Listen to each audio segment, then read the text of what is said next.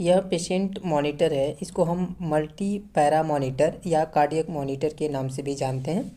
इसको हम multi para monitor इसलिए बोलते हैं क्योंकि ये बॉडी के कई वाइटल्स को मेजर करता है, वाइटल साइंस को, जिसमें सबसे पहला है हार्ट रेट या पल्स, दूसरा है SpO2, तीसरा है ब्लड प्रेशर, फोर्थ है रेस्पिरेशन रेट और फिफ्थ है टेम्परेचर।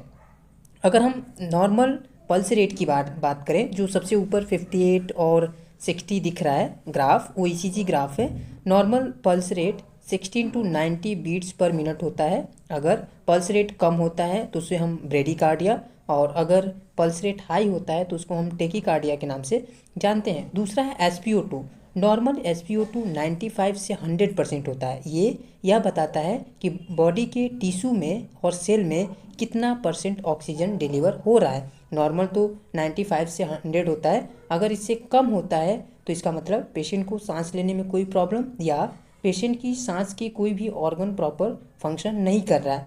थर्ड है blood pressure. Normal blood pressure 120 से 80 होता है, और अगर बढ़ जाता है तो इसे हम हाइपरटेंशन, और घट जाता है तो हाइपोटेंशन के नाम से जानते हैं। फोर्थ है रेस्पिरेशन। नॉर्मल रेस्पिरेशन रेट 12 से लेके 18 ब्रीथ पर मिनट होता है।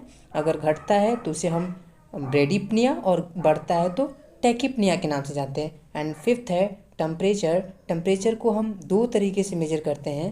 पहला डिग्री सेल्सियस में, दूसरा फ़ारेनहाइट में।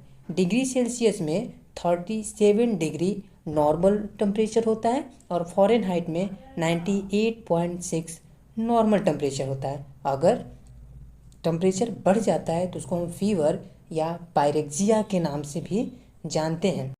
इसलिए इस मॉनिटर का इम्पोर्टेंट बहुत ही बढ़ जाता है, जिसके थ्रू हम पेशेंट का प्रॉपर केयर एंड ट्रीटमेंट कर पाते हैं, जिससे पेशेंट जल्दी से जल्दी रिकवर हो पाए।